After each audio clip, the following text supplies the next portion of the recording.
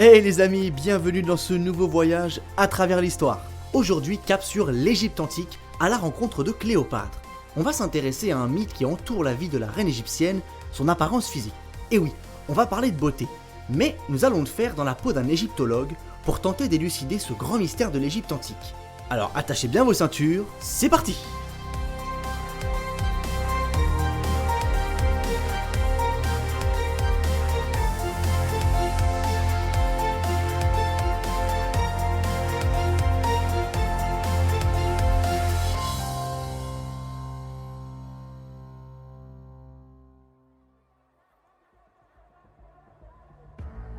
Nous voilà en Égypte antique en 51 avant Jésus-Christ. Cette année-là, une jeune femme pleine d'ambition et de charisme accède au trône. C'est Cléopâtre. Elle entame alors un règne qui durera 21 ans et qui marquera l'histoire à jamais. Mais avant toute chose, revenons un peu en arrière. Cléopâtre naît vers 69 avant Jésus-Christ, probablement à Alexandrie. Elle accède au trône à seulement 18 ans et régnera sur l'Égypte pendant 21 ans jusqu'à sa mort. Cléopâtre est issue de la dynastie Lagide, d'origine macédonienne. Cette dynastie a été fondée par Ptolémée Ier, un général d'Alexandre le Grand qui s'empare de l'Égypte après sa mort. La jeune reine égyptienne est l'une des 3 filles connues de Ptolémée XII et peut-être d'une concubine, car Strabon, historien grec du 1er siècle, affirme que Ptolémée XII n'a eu qu'un seul enfant légitime. Comme on dit, le vrai progrès est une tradition qui se prolonge, alors Cléopâtre aura notamment comme époux successifs ses 2 frères. A l'époque, la consanguinité, c'était parfois plus simple pour régner, puisque dans la dynastie Lagide, une femme ne pouvait pas régner seule. Après la mort du père, Cléopâtre et son frère Ptolémée XIII se retrouvent tous les deux au pouvoir. Rapidement, les relations entre les deux se tendent et la rupture devient définitive. Jules César, de l'autre côté de la Méditerranée, tente de trouver une issue au nœud gordien que représente la gouvernance à 2. Mais seule la noyade de Ptolémée XIII réglera les choses. Néanmoins, le pouvoir égyptien est supervisé par Rome et Jules César. D'ailleurs, Cléopâtre effectuera un séjour à Rome dont nous ne connaissons pas la teneur. Mais de nombreux historiens s'accordent pour dire qu'il est fort probable que la reine égyptienne eût été la prostituée de César. À la mort de ce dernier, en 44 avant notre ère, Cléopâtre rentre en Égypte et connaît des années difficiles, causées entre autres par une longue période de famine. Ensuite, intervient une période particulière du règne de Cléopâtre, celle de l'alliance avec le général Marc-Antoine, avec qui elle entreprend des conquêtes militaires. Mais l'arrivée du premier empereur romain Auguste va changer la donne. Ce dernier estime que Cléopâtre a retourné le cerveau de Marc-Antoine qui agirait contre l'intérêt de Rome. S'ensuivra une guerre civile entre les 2 hommes, qui se soldera par la victoire écrasante d'Auguste. Cléopâtre est alors contrainte à l'exil, c'est la fin de la dynastie Lagide.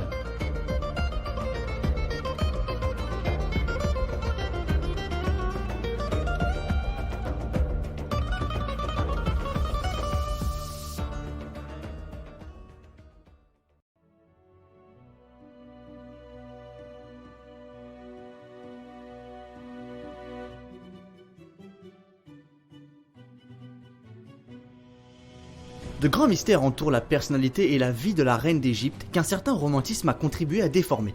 C'est une redoutable stratège qui n'a jamais hésité à user de son charme pour mener en bateau ses opposants.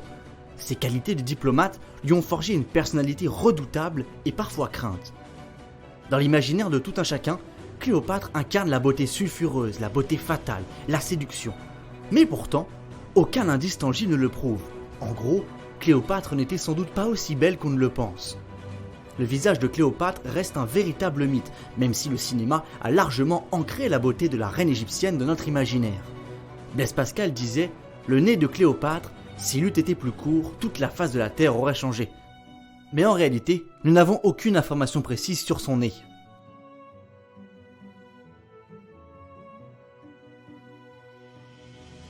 Les égyptologues mènent depuis bien longtemps des recherches pour tenter de déterminer à quoi pouvait bien ressembler la reine la plus puissante d'Égypte. Son corps n'ayant jamais été retrouvé, les historiens ont cherché l'origine de ce mythe ailleurs.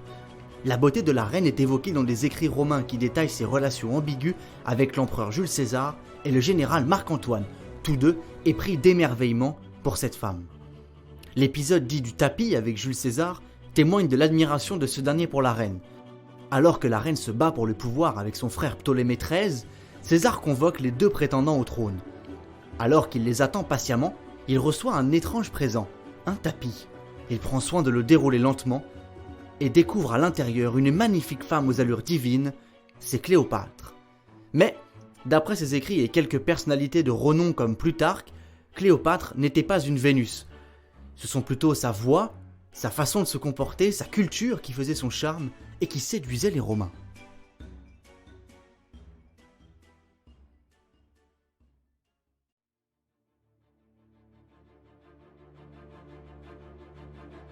Néanmoins, les égyptologues doutent de la véracité de ces témoignages qui ne peuvent pas faire office de preuve.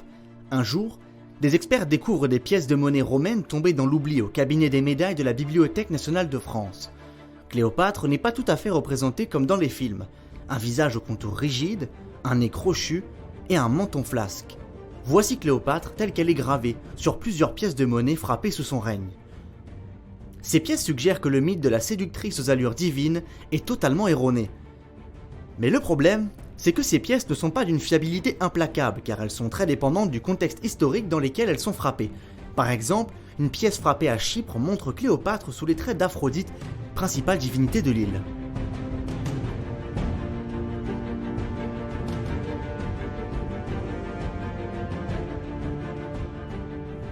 Mais les égyptologues ne vont pas en rester là et vont tenter de suivre une autre piste qui s'avérera plus fructueuse.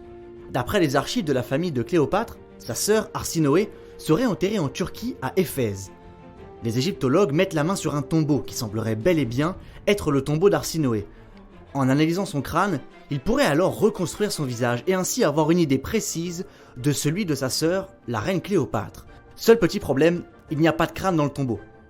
Les experts fouillent alors dans les archives à la recherche d'informations sur le crâne manquant. Et bingo, ils tombent sur des écrits datant du moment de sa découverte. À l'intérieur sont détaillées des mesures sur le crâne de celle qu'on espère être Arsinoé. À partir de là, les experts parviennent à modéliser un visage, celui d'une belle femme, qui pourrait être proche de celui de Cléopâtre. Mais malheureusement, une nouvelle vient bouleverser les résultats. Le corps retrouvé dans le tombeau en Turquie ne serait pas celui d'Arsinoé.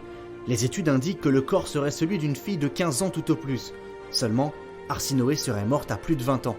Pour les égyptologues, c'est un retour à la case départ.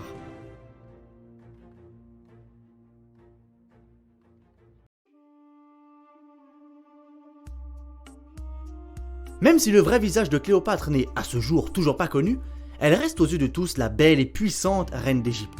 Dans le cinéma, son apparence n'a pas tant changé que cela entre sa première apparition en 1912 dans la peau d'Hélène Gardner et sa dernière en date sous les traits de Monica Bellucci en 2002. On dispose aujourd'hui de deux bustes très ressemblants entre eux qui seraient les plus proches de la véritable apparence de Cléopâtre.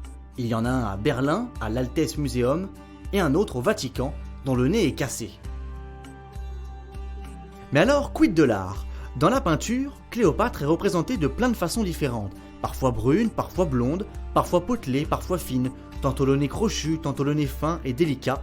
La reine alimente les spéculations sur son apparence. Dans Cléopâtre et le paysan, Eugène Delacroix la dépeint comme une belle femme brune. Dans le banquet de Cléopâtre, Tiepolo opte pour une chevelure blonde.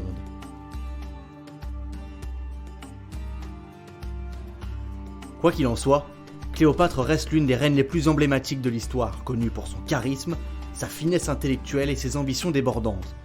La fin du règne de Cléopâtre, puis sa mort, marque l'ouverture d'une nouvelle ère pour l'Égypte qui passe désormais sous domination romaine. Mais ça, c'est une autre histoire.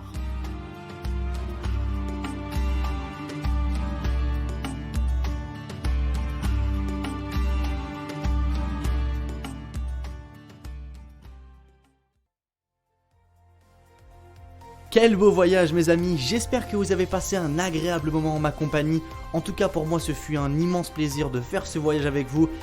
Je vous invite à aller voir la page Instagram de l'émission À travers l'histoire. Vous pourrez y suivre toutes les actualités liées à l'émission.